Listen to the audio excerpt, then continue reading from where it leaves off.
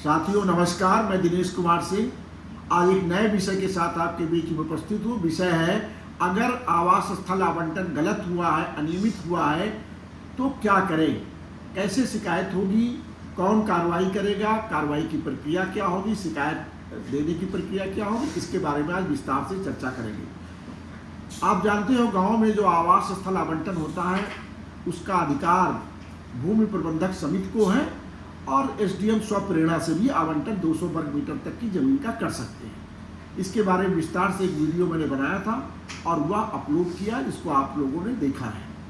बहुत लाभदायी है। लेकिन अगर उसमें कोई आवंटन में शिकायत हो, गलती हुई हो, कोई पात्र व्यक्ति छूट गया हो तो क्या करें, कैसे शिकायत करें, इस संबंध में उत्तर प्रदेश राजस्व संहिता 2006 की धारा 66 में विस्तार से प्रावधान किए गए हैं और उसमें बताया गया है कि जिलाधिकारी कलेक्टर स्वविवेक से ऐसे मामलों की जांच कर सकता है या क्षुब्ध व्यक्ति के प्रार्थना पत्र पर जांच की कार्रवाई प्रारंभ कर सकता है। अगर आवंटन अनियमित पाया जाए तो उसे निरस्त भी कर देगा। लेकिन इस तरह का आवेदन कितने दिनों के अंदर देना होगा? आवंटन के 3 वर्ष समय के पश्चात अगर कोई आवेदन देता है, 3 वर्ष की अवधि बीत गई आवंटन की तिथि से, तो इस तरह का आवेदन स्वीकार नहीं किया जाएगा। ये बात है। दूसरा, आवेदन देने की प्रक्रिया क्या होगी, इसके बारे में भी नियम पूरी तरह से नियमावली में बनाए गए हैं। इस तरह की अगर कोई क्षुब्ध व्यक्ति है जिसका उसमें हित निहित था आवंटन में और वह क्षुब्ध व्यक्ति है, तो वह एक आवेदन कलेक्टर को प्रस्तुत करेगा। मैंने आपको बताया, कलेक्टर अपने आप स्वयं भी जांच कर सकता है या किसी की शिकायत पर जांच कर सकता है। तो क्षुब्ध व्यक्ति शिकायत किसे करेगा? कलेक्टर को करेगा। कलेक्टर को जो आवेदन देगा वह शपथ पत्र से समर्थित होगा। जो बात अपने आवेदन में वो कहेगा वह शपथ पत्र में जरूर अंकित करेगा। ऐसा जब आवेदन देगा कलेक्टर को, तो कलेक्टर 2 दिन के अंदर उसको अपने रजिस्टर में दर्ज करेगा। ऐसे प्रकरणों में भूमि प्रबंधक समिति और सभी आवंटियों, एक तो भूमि प्रबंधक समिति जिसने पट्टा दिया है और सभी आवंटी जिनके हाथ में पट्टा हुआ है, उन सबको अनिवार्य रूप से पक्षकार बनाया जाएगा। इस साथ ही साथ अगर वो चाहे कि जो आवंटन हुआ है उसे रोक दिया जाए या कब्जा अभी ना दिया जाए, किसी तरह का अंतरिम अंतोष पाना चाहता है, अगर क्षुब्ध व्यक्ति अपने प्रार्थना पत्र दे सकता है, इसके लिए भी अलग से, लेकिन उस प्रार्थना पत्र को भी सशपथ देना पड़ेगा, शपथ पत्र के साथ देना पड़ेगा। कलेक्टर उस पर विचार करेगा। अगर उसमें उसके प्रथम दृष्टया उसमें कुछ तथ्य लगते हैं तो कलेक्टर उसमें अंतरिम आदेश पारित कर सकता है। अंतरिम आदेश किस प्रकार के हो सकते हैं आप जानते हो।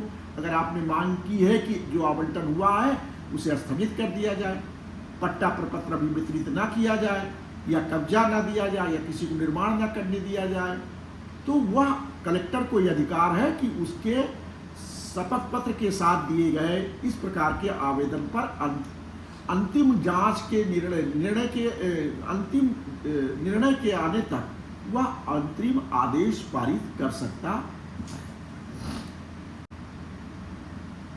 क्षुब्ध व्यक्ति के द्वारा दिए गए आवेदन पत्र जो शपथ पत्र के साथ होगा, अगर उस पर प्रथम दृष्टया कलेक्टर संतुष्ट हो जाते हैं तो वह सभी पक्षकारों को और मुख्य रूप से ग्राम की जो भूमि प्रबंधक समिति है उसको नोटिस तामीला हेतु भेजेंगे और अपेक्षा करेंगे कि वह अपना तर्क उत्तर लिखित रूप में शपथ पत्र के साथ दाखिल करें।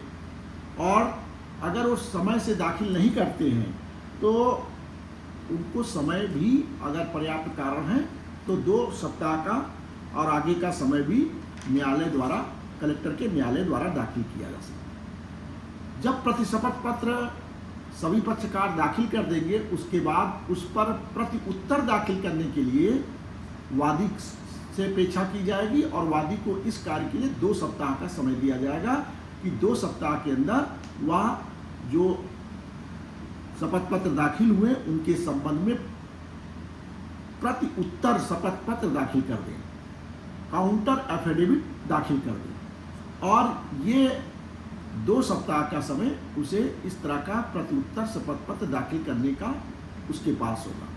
कलेक्टर को यह आवश्यक नहीं हो कि इस विषय में किसी का साक्ष्य ले, वो दिन प्रतिदिन जो भी जांच की कार्रवाई करेगा वह एक ज्ञाप बनाएगा, कार्रवाई का ज्ञाप, और उसको पत्रावली पर सुरक्षित रखा जाएगा। उस ज्ञाप को पत्रावली पर सुरक्षित रखा जाएगा।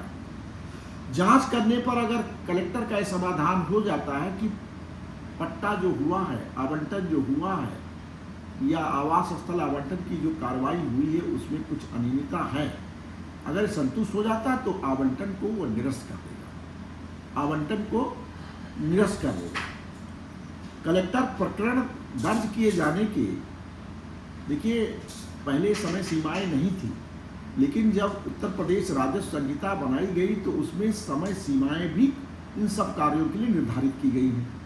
तो इसमें भी समय सीमा निर्धारित है कि मुकदमों में लंबे समय तक लंबित रहते थे, लंबे समय तक लंबित ना रहें, समय से निस्तारित हो जाए, समय से न्याय मिले, लोगों को त्वरित गति से न्याय मिले, इसलिए समय सीमाएं निर्धारित की गई। तो इस प्रकरण में भी इस तरह के प्रार्थना पत्रों पर सुनवाई, जांच और निर्णय के लिए भी कलेक्टर को कहा गया है, अपेक्षा की गई है कि वह 6 माह के अंदर अपनी जांच को पूर्ण करके निर्णय करेगा।